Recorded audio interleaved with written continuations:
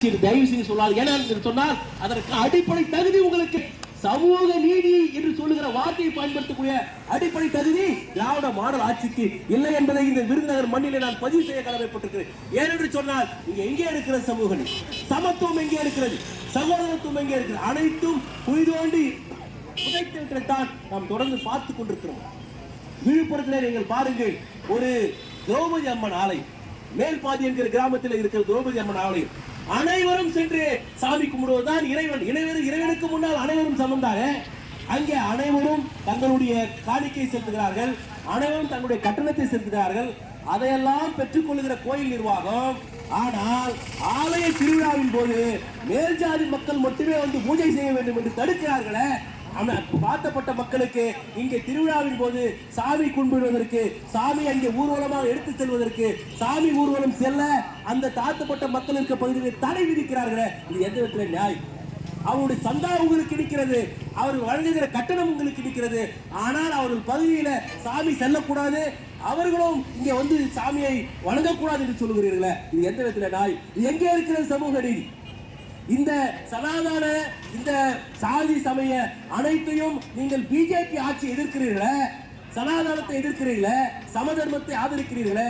அப்படி என்று சொன்னால் உண்மையிலே சமதர்மத்தை ஆதரிக்கிற சனாதனத்தை எதிர்க்கிற ஆட்சியாக இருந்தால் அனைத்து மக்களும் சென்று ஆலயத்தில் வழிபட வேண்டும் என்கிற உரிமையை இந்த ஆட்சி பலப்படுத்த வேண்டுமா வேண்டாமா என்பதை நீங்கள் கேள்வி.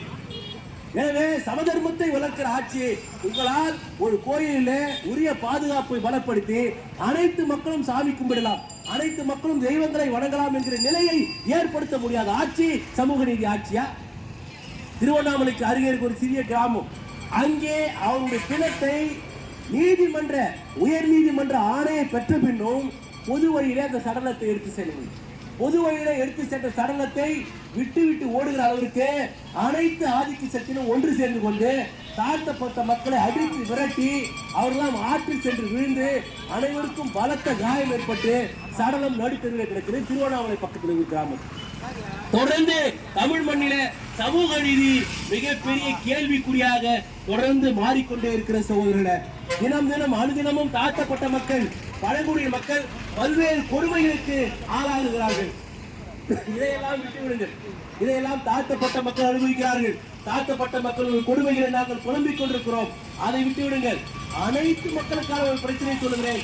உங்களில் ஒரு சகோதரி அண்ணா பல்கலைக்கழகத்தில் பொறியியல் படித்துக் கொண்டிருக்கிறார், உயர் ஜாதியை சேர்ந்தவர். பொறியியல் படித்துக் கொண்டிருக்கிற ஒரு மாணவி அண்ணா பல்கலைக்கழகத்திலே அவருடைய நனோடு ரகசியமாக பேசிக் கொண்டார். இதுல என்ன தவறு இருக்கிறது? அருகில் இருக்கிற ஆளுங்கட்சி பிரமுகருக்கு மிக நெருங்கியமான ஞானசேகரன் என்பவர் அந்த மாணவி அவருடைய நண்பரோடு பேசிக் கொண்டிருப்பதை வீடியோ எடுத்து அதை காட்டு மிரட்டி அவளை வன்புணர்ச்சி செய்கிறார். அதை சார்ந்த ஒரு திமுக பிரமுகரும் அதில் ஈடுபடுகிறார். இன்று வரை எல்லா ஊடகங்களும் கேட்டுக்கொண்டிருக்கிறது, யார் அந்த சார், அந்த ஆடி கார் யார், அந்த ஆடி கார் யார், அந்த சார் என்று இன்று வரை அனைத்து ஊடகங்களும் கேட்டுக்கொண்டிருக்கிறார்கள். அனைத்து மக்களுடைய பிரதிநிதிகளும் கேட்டுக்கொண்டிருக்கிறோம், யார் அந்த சார் என்று இதுவரை அறிவிக்கப்படவில்லை, யாருடைய கார் என்று இதுவரை அறிவிக்கப்படவில்லை. அண்ணா பல்கலைக்கழகத்திலே பொறியியல் படிக்கிற மாற்று சமூகத்தை சேர்ந்த மாணவியே பலாத்காரத்தில் ஈடுபடுகிறார் என்று சொன்னார். எங்கே இருக்கிற சமூக நீதி?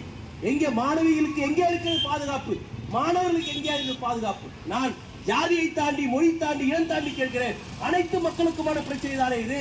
இதை கூட நீங்கள் தட்டி கேட்க தயாராக இல்லையே என்கிற வருத்தத்தை தான் இங்கே பதிவு செய்கிறேன். எனவே சமூக நீதி என்று சொல்லுகிற திராவிட மாடல் ஆட்சி என்று சொல்லுகிற இந்த சூழ்நிலையில் அனைத்து மக்களுக்குமான பாதுகாப்பு மிக கேவலமாக இருக்கிறது, மிக கேள்விக்குறியாக இருக்கிறது. எனவே அன்புக்குரிய சகோதரர்களே, இந்த நிலைகளெல்லாம் மாற வேண்டும். குறிப்பாக இந்த மாவட்டத்தில் தொடர்ந்து விருதுநகரை பொறுத்தவரையில் தொடர்ந்து இந்த பட்டாசு தொழில் மிக முக்கியமான தொழிலாக இருக்கிறது. இந்த பட்டாசு ஆலையில வெடி விபத்தில் இறப்பவர்களுக்கு ஏனென்று சொன்னால் தொடர்ந்து வருடத்திற்கு 2-3 முறையாவது மிகப்பெரிய ஒரு விபத்துகளை நாம் சந்திக்கிறோம். எனவே அதிலே பாதிக்கப்படுவர்கள் தலை காய்ந்தவர்கள், கஞ்சிக்கு செத்தவர்கள், அனுதினம் கூடியிருந்தால்தான் சாப்பாடு சாப்பிட முடியும் என்ற ஏழை கூலி தொழிலாளிகள் தான் தொடர்ந்து பாதிக்கப்படுகிறார்கள், செத்து மடிகிறார்கள். அவருடைய வாரிசுகள் எல்லாம் அனாதையாக விட்டு விடுகிறார்கள். அம்போ என்ற அந்த குடும்பம் இருக்கிறது. எனவே இந்த ஒரு உதவியா தமிழக அரசு இனி தலை காய்ந்தவர்கள் இந்த பட்டாசு வெடி விபத்தில் இறந்தால் அவர்களுக்கு குறைந்தபட்சம் 20 லட்சமாவது நிவாரணம் வழங்க வேண்டும் என்கிற அரசாணையை வெளியிட வேண்டும் என்று இந்த விருதுநகர் மாவட்டத்தின் சார்பாக கேள்வி கொள்கிறேன். ஏனென்று சொன்னால் இந்த இதற்கு திரும்ப வலியுறுத்தப்படும் என்று சொன்னால் இப்படி பட்டாசு வெடி விபத்தில் இறந்தவர்களுக்கு 20 லட்சம் வழங்க வேண்டும் என்று ஏற்கனவே அரசாணையில் இருக்கிறது. ஆனால் அந்த அரசாணை இதுவரை இயக்கத்தில் வரவில்லை. எந்த ஆட்சி வந்தாலும் அதை அமலில் கொண்டு வருவதில்லை. எனவே திராவிட மாடல் ஆட்சிய சமூக நீதி ஆட்சியே நீங்களாவது தலை காய்ந்த இந்த ஏழை கூலி தொழிலாளர்கள் இழந்தால் பட்டாசு வெடி விபத்தில் இருந்தால் அவனுக்கு 20 லட்சம் கொடுக்கிற அந்த அரசாணையை அமல்படுத்துங்கள் என்று இந்த ஆர்ப்பாட்டத்தின் வாயிலாக கேட்டுக்கொண்டு தொடர்ந்து இந்த தமிழ் மண்ணில இது போன்ற சமூக நீதிக்கு கேள்விக்குறியாக இருந்தால், சமதர்மத்திற்கு கேள்விக்குறியாக இருந்தால், சமத்துவத்திற்கு கேள்விக்குறியாக இருந்தால் நாங்கள் இப்படி கூப்பாடு போட்டுக் கொண்டிருக்க மாட்டோம். புரட்சிவாத கட்சியின் சார்பில் எங்களுடைய அருமை தலைவர், ஆற்றல் மிக்க தலைவர் ஜெகன்மூர்த்தியார் அவர் தலையில் தமிழகம் முழுவதும் மாபெரும் கண்டன ஆர்ப்பாட்டங்களையும் போராட்டங்களையும் சந்திக்க வேண்டி இருக்கும் என்று இந்த விருதுநகர் மண்ணிலிருந்து தமிழக அரசுக்கு எச்சரிக்கை செய்கிறோம். எனவே தமிழக அரசு பட்டியலின தலைவர்களுக்கு பாதுகாப்பு கொடுங்கள், பட்டியலின மக்களுக்கு பாதுகாப்பு கொடுங்கள், அவருடைய பாதுகாப்பை பலப்படுத்துங்கள் என்று புரட்சி பாரதம் கட்சியின் சார்பாக தலைவர் ஜெகன்மூர்த்தியார் தலைமையிலே கேட்டுக்கொள்கிறோம். இன்றொரு கருத்தை நீங்கள் புரிந்து கொள்ள வேண்டும். இதே சூழ்நிலை நிலவுமையானால், சமூக நீதி இங்கே மறுக்கப்படுமையானால், சமூக நீதி இங்கே கேள்விக்குறியாகுமானால் பட்டியலின மக்கள் அனைவரும், தமிழகத்தில் இருக்கிற அனைத்து பட்டியலின மக்கள் அனைவரும் பஞ்சாப் குருத்வாராவிலே அனைவரும் தங்களுடைய பாதுகாப்பை பலப்படுத்த வாழ ஏந்தினார்களே, அது போல தமிழ் மண்ணிலே அனைத்து பட்டியலின மக்களும் எங்கள் பாதுகாப்பை பலப்படுத்த வாழல்ல துப்பாக்கி என்பதற்கும் தயாராக இருப்போம் என்பதை தமிழக அரசுக்கு இந்த நேரத்தில் என்னுடைய கண்டனத்தை தெரிவித்துக் கொண்டு வாய்ப்பளித்த அனைவருக்கும் நன்றி பாராட்டி விடைபெறுகிறோம். நன்றி, வணக்கம்.